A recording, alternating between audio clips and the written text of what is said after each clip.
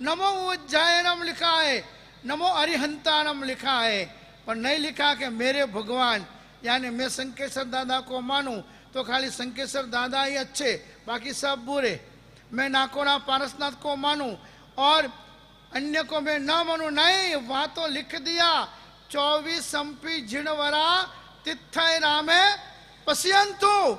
24 से 24 तीर्थंकर प्रभु हमारे ऊपर मेहरबानी कृपा बरसावे कि उनकी मेहरबानी से हमारे सारे कार्यों के अंदर सफलता हासिल होगी। अड्डाई जैसो दिवसमुदेशो पन्नारसो कुंभ भूमि सो, इन सारी भूमियों के अंदर विचरने वाले सभी साधु साध्वी जियों को हमारा नमस्कार है। एक समुदाय कोई नहीं, एक गुरु के शिष्य कोई नहीं, एक परिवार कोई नहीं, मगर जिनके पास 5 महाव्रत है, प्रभु का ओगा है, जो त्यागी है, जो वैरागी है, जो निसंकी है, जो निस्पृही भी है, ऐसे जो भी साधु संत है उन साधु संतों को हमारा नमस्कार। फिर जैसे आपका ज्ञान बढ़े, जैसे आपकी समझदारी बढ़े, जैसे आपका विवेक बढ़े, उस तरह से फिर आपको आगे आगे आगे बढ़ना है। इसलिए यहाँ पर रागी यानी दष्टि रागी यानी कामराग स्नेहराग से भी ज्यादा खतरनाक यदि कोई हो तो दष्टि राग है। दष्टि रागस्तु पापियान, शास्त्रों में लिख दिया कि दष्टि रागी तो पापी होता है। क्यों? कि वो अन्य महापुरुषों की निंदा कुथली ही करता है, अन्य तपस्वी त्यागियों की भी निंदा और कुथली करता है, अन्य सज्जन सुजन या अच्छे लोगों की भी वो क्या करता है, निंदा ही करता रहता है। इसलिए गलत अपने जीवन के अंदर दष्ट राग कभी नहीं आना चाहिए। उपकारी जो गुरु है उनको दिल में रखना है, और बाकी जो भी महावीर प्रभु के इस त्यागी वैरागी जीवन जीने वाले साधु साध्वी जी जो कोई मिले उन्हें बड़े भाव से वंदन करना है। क्योंकि नैसार जंगल में लकड़ियाँ काट रहा था, तब साधु को आते देखे, कौन से समुदाय के नहीं पूछा, कौन से संप्रदाय के वो नहीं पूछा, मगर दौड़ता हुआ गया। अरे बाप जी कहाँ जाना है? तो कि फलानी जगह जाना है। अरे आप तो रास्ता भूल गए, चलो मैं रास्ता बताता हूँ। यदि वो बंधा हुआ होता किसी संप्रदाय से, किसी समुदाय से, किसी गच्छ से बंधा हुआ होता ने, तो वो महावीर नहीं बनता। और महावीर बनने का बीच उस सरलता में रहा हुआ कि साधु को देखा और दौड़ कर गया, रास्ता बताने साथ में चला। उन गुरु भगवंतों को भी लगा कि ये सरल जीव है, उसको दो, मांगे उससे भागे, मांगे उससे भागे और त्यागे उसके आगे। उसने मांगा नहीं था कि मुझे मंत्र दे दो, उसने मांगा नहीं था मुझे कुछ दे दो, मगर उसकी सरलता थी। उस सरलता से उन साधु भगवंतों को लगा कि योग्य आत्मा है, सरल है, और नौकार मंत्र दिया। और उस साधना से और नैसार महावीर बनने का पुण्य उपार्जन किया। इसलिए पहला तो अपन यहाँ बता रहे कि धर्म का अधिकारी कौन नहीं बन सकता है, किस व्यक्ति को धर्म की बातें न सिखाना, न समझाना और न देना। एक तो रागी यानी दष्टि रागी को कभी भी अपने ज्यादा टच में नहीं लेना, उसके ज्यादा टच में नहीं आना। जहाँ कहीं भी निंदा होती हो, कुथली होती हो, क्रिटिसाइज होती हो, अन्य को बुरा दिखाने की बातें होती हो ने, वो सारे दष्टि रागी समझना। और दूसरे नंबर में द्वेषी यानी धर्म का द्वेषी। ऐसे तो संसार में कहीं न कहीं कोई न कोई प्रकार की द्वेष की भावनाएं संसारी लोगों के दिल में होती है। कभी पैसों के लिए, कभी व्यवहार के लिए, कभी पद के लिए, कभी प्रतिष्ठा के लिए भी एक दूसरों के प्रति क्या होता है, द्वेष। मेरा मद्रास चातुर्मास था, बहुत सुंदर चातुर्मास हुआ। प्रजुषण के बाद एक भाग्यशाली मुझे मिलने आए। मैंने कहा क्यों? अरे बाबू जी मैं तो यहाँ कहीं हूँ। तो मैंने कहा देखा नहीं, 2 महीने पूरा हो गया, प्रजुषण पूरा हो गया, आज देख रहा हूँ आपको। तो क्या बाबू जी पहला मैं ट्रस्टी था इधर के, पर अभी चुटनी हुई ने उसमें सभी लोगों ने मिलकर मुझे हरा दिया के। क्या कर दिया? मुझे हरा दिया के। उस दिन से बाबू जी ना तो मैं मंदिर आता हूँ, ना उपासना आता हूँ, ना व्याख्यान में आता हूँ, ना धर्म के कोई काम में आता हूँ। अब सोचो, बिगाड़ा किसी व्यक्तियों ने, हराया किसी 2 4 10 लोगों ने मिलकर, मगर उसको द्वेष किसके ऊपर आ गया? मंदिर के ऊपर, उपासना के ऊपर, गुरुओं के प्रति, धर्म के प्रति। मैंने कहा ऐसे क्यों? अरे बाबूजी क्या करूं, मैंने इतना खर्च किया, इतने चढ़ावे लिए, वो काम किया, वो काम किया, मगर लोगों ने मुझे हरा दिया। बस उस दिन से मेरा दिल टूट गया।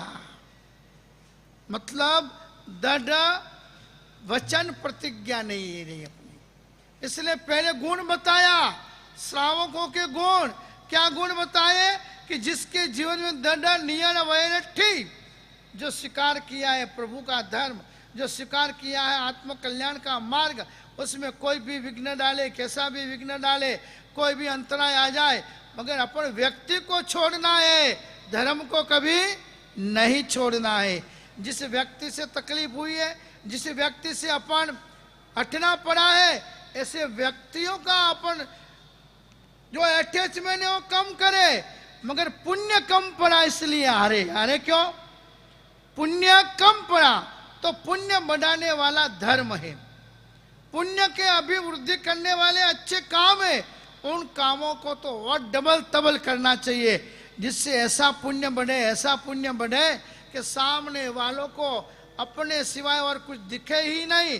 तो धर्म का द्वेषी यानी शासन के प्रति, शासन यानी धर्म, धर्म के प्रति अहोभाव जिसको है, बहुमान भाव है, समर्पण भाव है, वह व्यक्ति कभी भी धर्म क्षेत्रों का विरोधी नहीं बनेगा।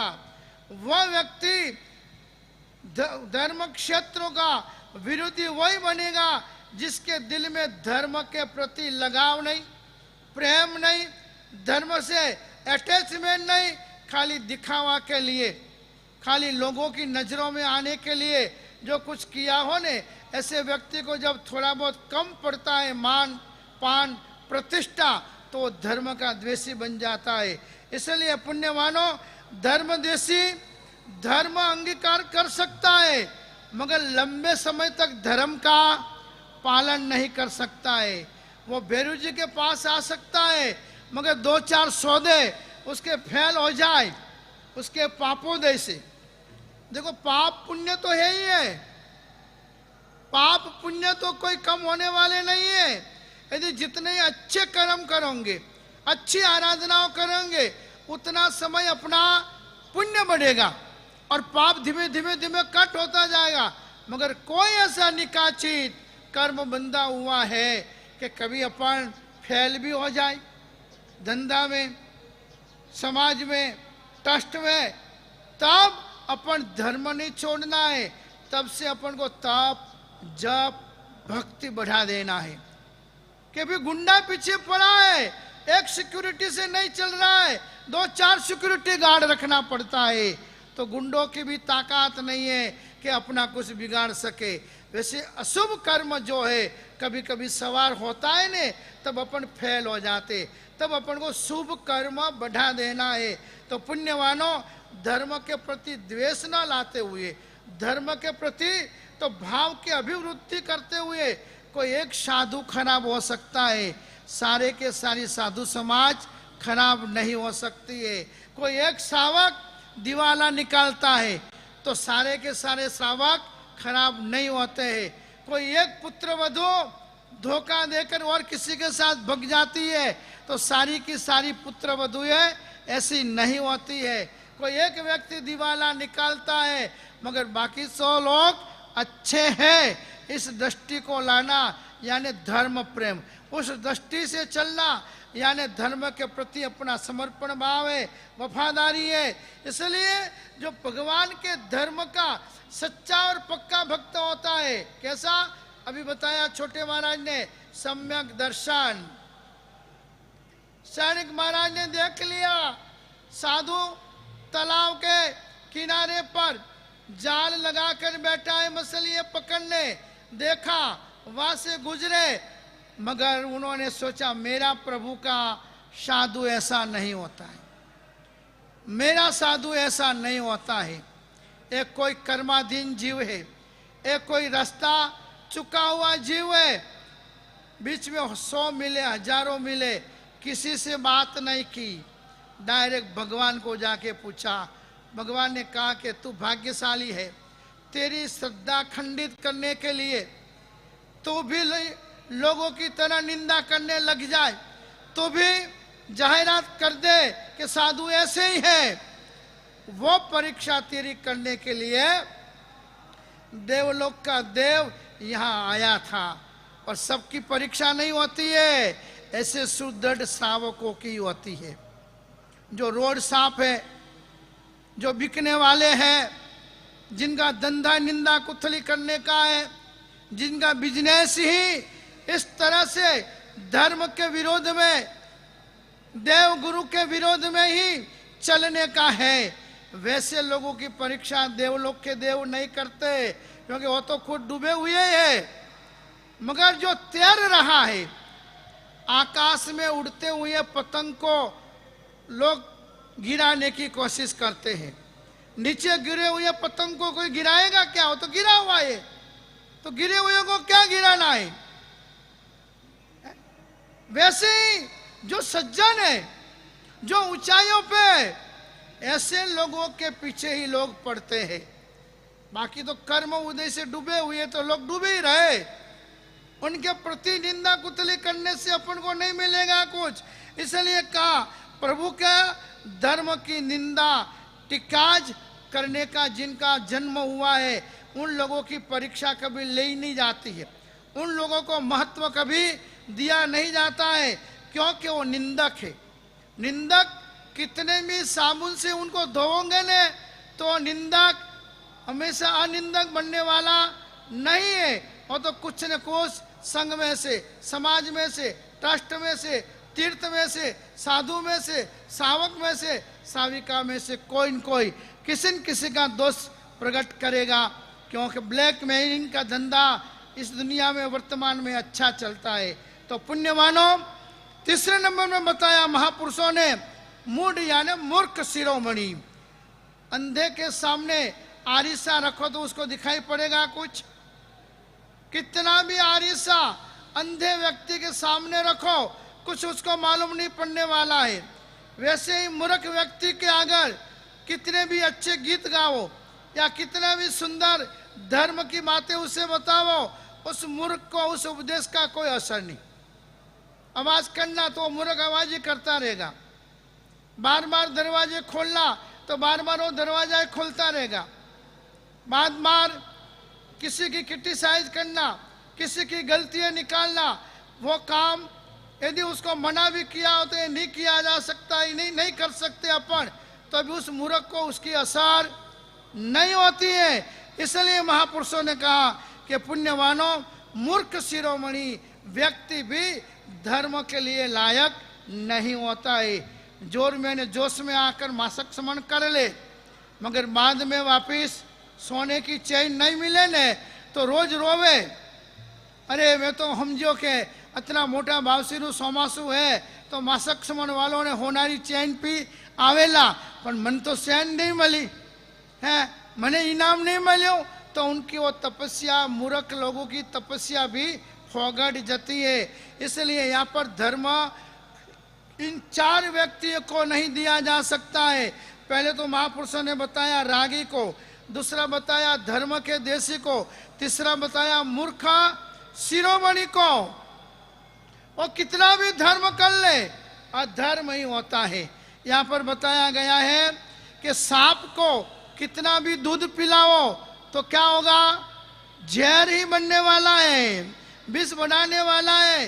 वैसे मूर्ख व्यक्ति को कितना भी टन बंद उपदेश दे दो मगर सब निरर्थक जाने वाला है। यहाँ पर बुद्धिया की बात शास्त्र में बताते हैं कि एक दोषी माँ की भी बात यहाँ पर बताते हैं, ले जाकर माँ की बहनों के ऊपर ही ज्यादा बातें आती है। क्योंकि बहनें जब करती है ना बहुत धर्म करती है, इतना ज्यादा धर्म करती है पुरुष कर ही नहीं सकते। 500 आबिल, सिद्धि ताप, सैनी ताप, भद्र ताप है, कितने वर्षी ताप, मगर घर के अंदर जाए ले बहू के साथ झगड़े कौन करेगा? है सासू ही करेगी। क्योंकि इतना सारा करने के बाद, इतना सारा समझने के बाद वो भी क्या करती है? वही खाली सासू ही करती है ऐसा नहीं, वो दिन में 10 बार अपनी माँ को फोन करेगी, 10 बार फोन करेगी। अब उसे पता है मुझे खाना यहाँ है, रहना यहाँ है, मेरे लिए बीमारी आएगी तो खर्च इस घर से होगा, मुझे कोई तकलीफ होगी तो सारी व्यवस्था इस घर से ससुराल से होने वाली है। तो अभी वो बार बार किसको फोन करती है? माँ को। बस उस माँ को नहीं भूलती है और इस माँ को नहीं स्वीकार करती है, इसलिए वो अपने जीवन के अंदर कभी शांति, कभी सुख नहीं पा सकती। 2 साल पहले मेरा चातुर्मास था ठाकुर द्वार में, तो मेरे जाप चालू, आसज महीना में जाप होते हैं मेरे 1 महीने के, जिसमें मैं दूध पे रहता हूँ 1 महीने तक। तो कब्जियत हो गई, मैंने सोचा भाई जाप है, परीक्षा होती है। 1 दिन हुआ ठल्ला मात्रा बंद, मैंने कहा परीक्षा है। 2 दिन हुए, 3 दिन हुए, मैं भी मजबूत हूं ऐसे, इन छोटी मोटी बातों के सामने बराबर टक्कर लेता रहता हूं। 3 दिन हो गए, ना ठल्ला ना मात्रा। फिर वो पेट तो इतना जाम हुआ, इतना दुखे, इतना दुखे, सहन नहीं हुआ। अर्जेंट एक परम गुरु भक्त है हमारे वसंत जी मिश्रीमल जी भणसाली एल्यूमिनियम ठाकुर द्वार में ही है। फोन करवाया मैंने उनको, मैंने कहा वसंत जी आओ जल्दी, बहुत तकलीफ हो रही है। लेके गए हॉस्पिटल, बाजू में रिलायंस, आधा किलोमीटर भी नहीं। डॉक्टर ने तो बड़े बड़े कागज चालू किए कि आईसीयू में भर्ती करना पड़ेगा, नो करना पड़ेगा। मैंने कहा देखो कोई आईसीयू का चक्कर मत लगाओ,